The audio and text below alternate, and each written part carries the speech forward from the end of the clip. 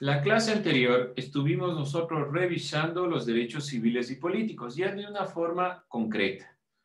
Por lo tanto, se envié a realizar, o mejor dicho, lo realizamos al finalizar la clase, tratando de sintetizar en ese momento qué eran los derechos civiles, qué eran los derechos políticos principalmente y qué diferencia encontrábamos entre estos elementos. Señor Vizcarra, defina por favor derechos civiles.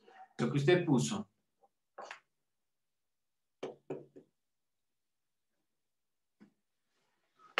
Señor Vizcarra.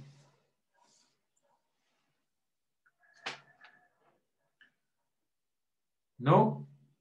Señorita Mera.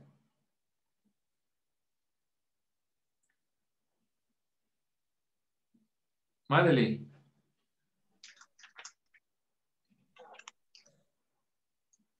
¿Me escucha? Sí, ahí sí. Ahí sí.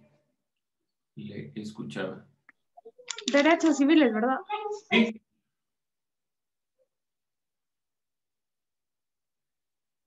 Derechos civiles. Ya, los derechos civiles son los que protegen nuestra vida, la libertad y seguridad. Ya, de aquellos que protegen nuestra vida principalmente. Bueno, señor Barahona, ¿qué más puso derechos civiles?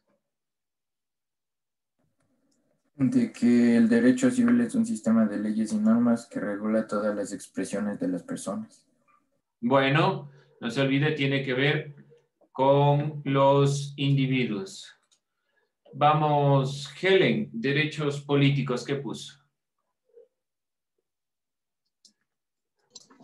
Los derechos políticos que tienen el Estado para cumplir la función de proteger a los ciudadanos para que estos se puedan expresar.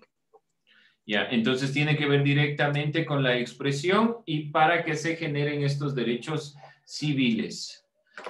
¿Qué diferencias encontraría María entre el uno y el otro?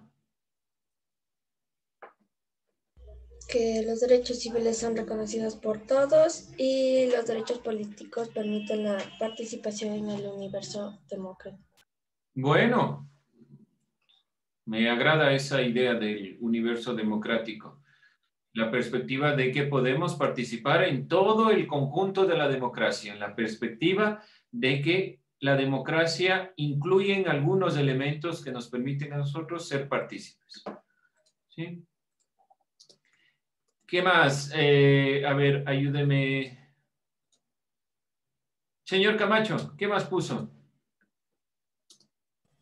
Sobre la diferencia que los derechos políticos posibilitan la participación del ciudadano y el derecho civil regula el derecho a la libertad personal.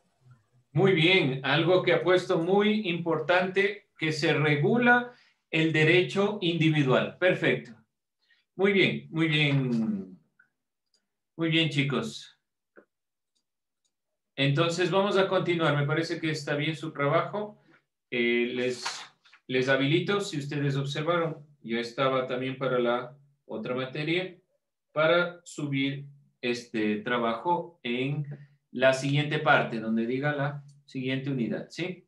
Vamos a continuar esta consideración. Vamos con el siguiente tema. Derechos relacionados entre individuo, sociedad y poder político. Ya vamos a ir delimitando cada concepto. Nuevamente. Derechos que se relacionan entonces entre estos elementos. Individuo. Decíamos que el derecho civil tiene que ver con los individuos. ¿Qué se entiende por individuo? Directamente podemos nosotros decir que tenemos el conjunto. Y aquí individuo, sociedad y poder político.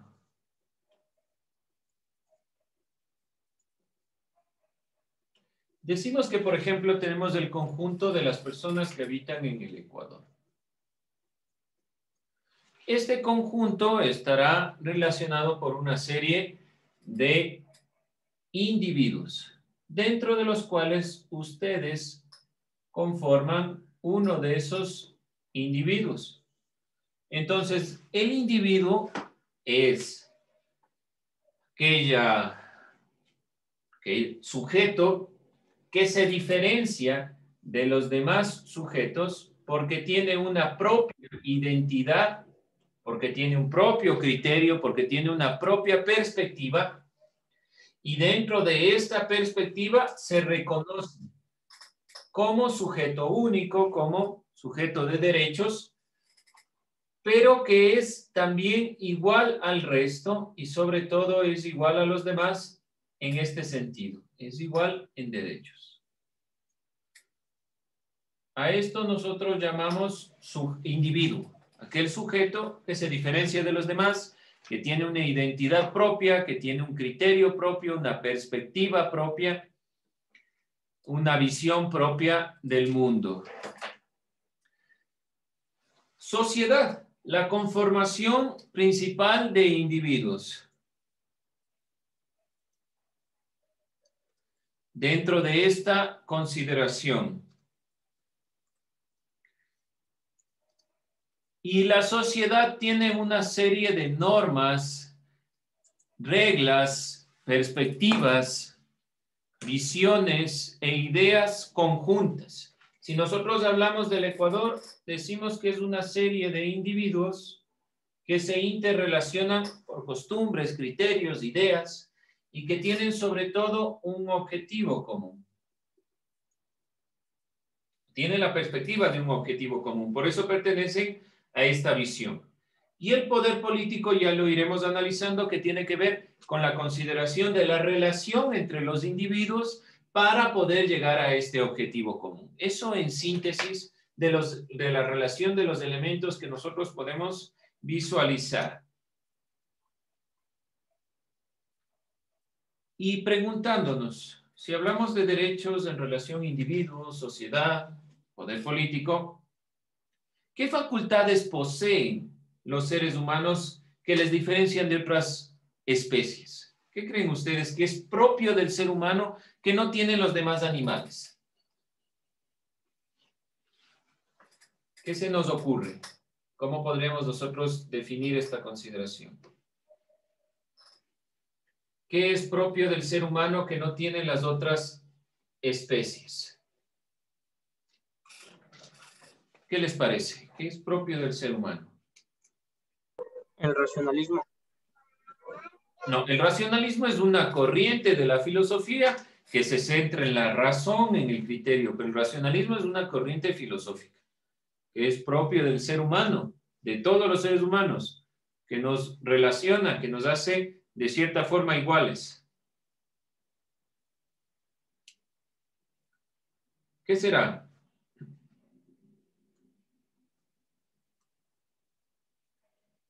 ¿Qué será propio nuestro?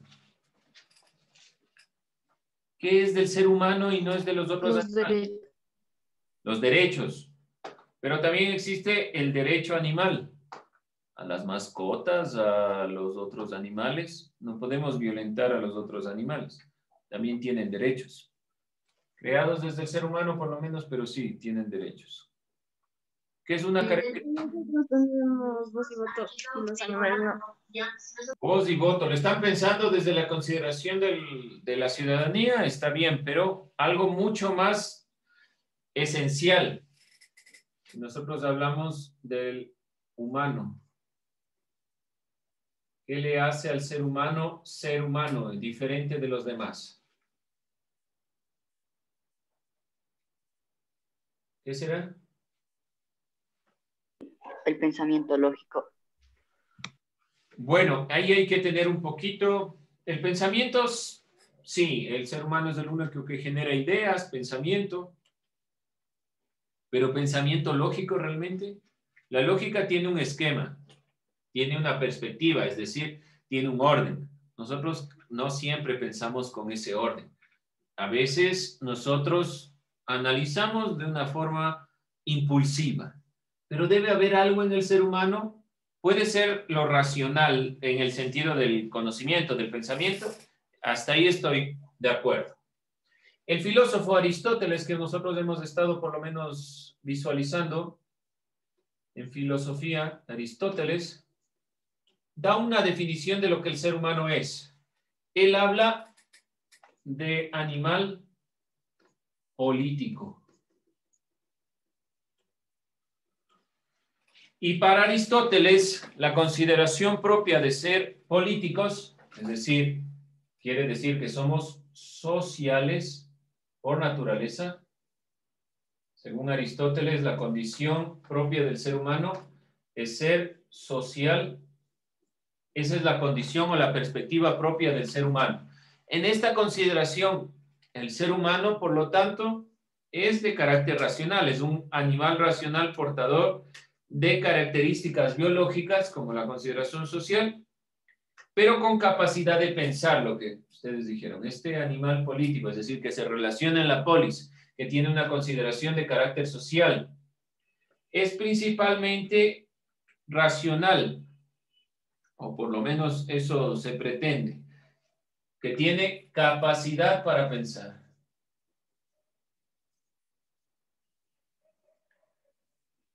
Lo que dijo el compañero en ese punto. Ahora, si es una capacidad para pensar lógica, ahí sí podemos discutirlo. Pero tiene la capacidad de pensar. Dentro de la conformación del cerebro, nosotros generamos ideas. Pero la característica propia que le da Aristóteles es que somos sociales. La búsqueda de la justicia, de estos elementos relacionados con los derechos, son propios del ser humano. El ser humano está orientado hacia la búsqueda de estos elementos. Una vez que estas necesidades básicas han sido satisfechas, el humano puede dedicarse a filosofar, dice Aristóteles. Cuando suplimos todas estas necesidades, el ser humano ya se dedica simplemente a pensar. Esto en cuanto a lo que nos dice el filósofo Aristóteles. Somos sociales por naturaleza. Somos de esta consideración. ¿Alguien puede pensar un ejemplo donde tal vez una persona salga de esta consideración, de esta definición de ser sociales? ¿Pueden pensar alguna persona que salga de la consideración de la sociedad? ¿Algún ejemplo tal vez? ¿Alguien que esté fuera de ser un animal social o político? ¿Existirá alguien fuera de la consideración de la sociedad? ¿Qué dicen? ¿Qué será? ¿Existirá tal vez alguien fuera de esta consideración social?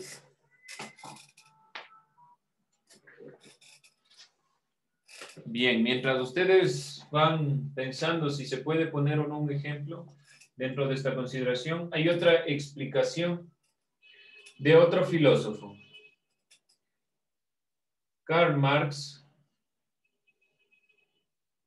un filósofo alemán, crítico del capitalismo, del modelo capitalista de la primera revolución industrial. Según el punto de vista de este filósofo, el humano es un animal social, un ser gregario o de manada con otros animales que busca relacionarse con otros seres para proteger su vida. La familia, la primera forma de asociación, dice Marx. Entonces, sigue dentro de la consideración del carácter social, pero no le da el énfasis en el razonamiento como lo hacían los griegos. Pero el ser humano es social por naturaleza y la familia es el motor. La familia es la primera forma de asociación que surge naturalmente. La unión de familias da origen a clanes, la unión de clanes da origen a la sociedad. Por lo tanto, la consideración principal es la familia. La consideración inicial de Marx es la consideración familiar. Para Marx, la consideración o el principio de toda la organización social se delimita en la familia. es el núcleo, donde aprendemos todo, donde aprendemos los valores, donde iniciamos nuestra consideración para poder relacionarnos con la sociedad. La conformación de familias dan origen a clanes y de ahí a la sociedad. Los seres humanos aprenden a vivir y a convivir con otros dentro de estas agrupaciones. También crean relaciones de producción con base en la división del trabajo, donde dice Marx que se conforma toda esta consideración y tiene un texto que se llama justamente la Sagrada Familia. No hablo de religión ni nada por el estilo, simplemente un texto donde se manifiesta la perspectiva de que la familia es el centro, la familia como motor principal donde aprendemos a vivir. Aprendemos las reglas, las normas, lo que tenemos que hacer, qué no tenemos que hacer, son los elementos fundamentales. Si la familia comienza a decaer, entonces de estas consideraciones de la sociedad también.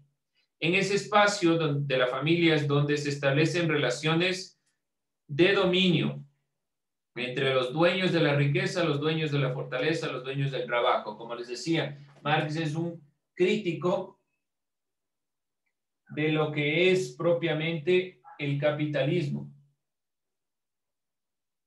donde el medio de producción está fundamentado principalmente en la obtención de capital. Y Marx dice que la conformación de la familia es fundamental para esta visión. Hay siempre antagónicos, es decir, luchas de poder en la familia, quién quiere dominar, quién no. Si nosotros observamos nuestra propia familia, evidenciaremos los elementos fundamentales de la conformación de la sociedad, que la sociedad se conforma y se organiza desde esta perspectiva, desde esta visión. Según Marx, según Aristóteles, la definición propia de lo que es el ser humano, ¿cómo lo podemos definir? ¿Cuál es nuestra consideración de lo que es el ser humano? Según la Organización Mundial de la Salud,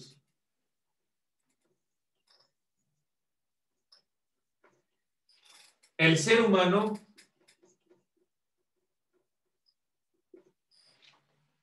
es un ente.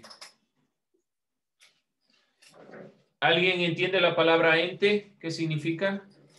Ente. ¿Alguna vez hablamos de esto? ¿Qué es un ente? Chicos, ¿qué es un ente? Bueno, mientras visualizamos. Para la Organización de la Mundial de la Salud, el ser humano es un ente bio, psico, socio-espiritual.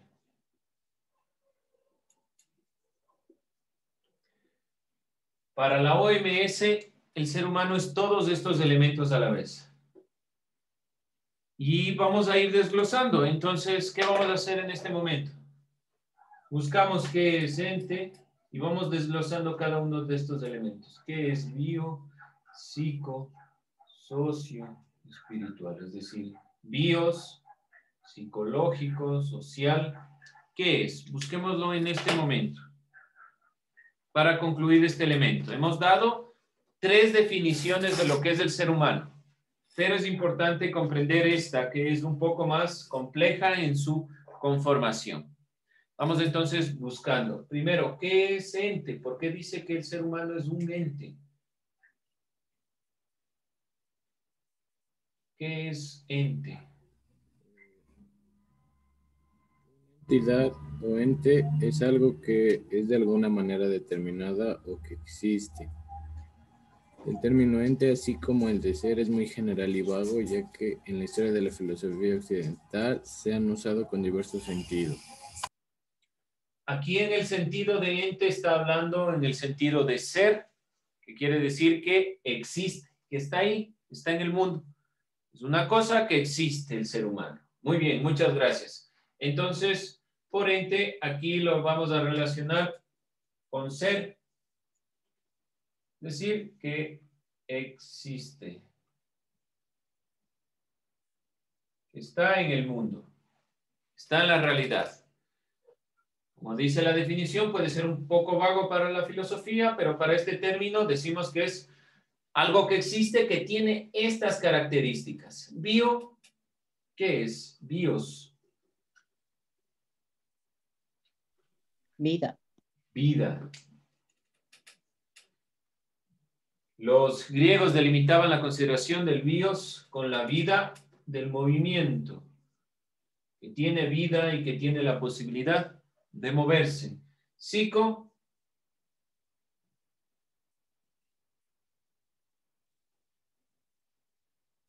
¿qué será psico? Psicología. Psicología, psico. Elemento prefijal de origen griego que entra en la formación de nombres y adjetivos clasificados de alma o actividad mental. Idea, mente, cerebro. Todos estos elementos hablan de la psicología, cómo nuestra mente va generando ideas. Entonces es un ser que existe, que tiene vida, que conforma vida, que tiene una característica, que tiene una idea, que puede generar ideas dentro de su mente, que tiene la posibilidad de pensar, del pensamiento. Socio, evidentemente que es de carácter social, que se agrupa, que no puede vivir individualmente. Por eso la pregunta del principio: ¿cuándo y en qué momento podemos nosotros hablar de una persona que esté fuera de la consideración social? ¿Alguien puede poner un ejemplo? ¿Cuándo podemos decir que una persona está por fuera de la sociedad? ¿Se puede dar este caso? ¿Existen personas que no se relacionan unas con otras? Y espiritual. El ser humano además tiene una trascendencia o quiere trascender. ¿A qué se refiere trascender? Búsquenlo en el diccionario, o espiritual también, cualquiera de los dos términos. Trascendencia. El ser humano siempre quiere trascender.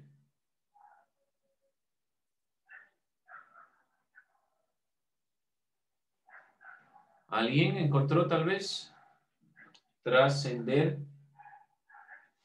Empezar a ser conocida. Es que el ser humano no se conforma con lo que la realidad le presenta, sino que siempre quiere ver más allá. ¿Y qué es sino la espiritualidad?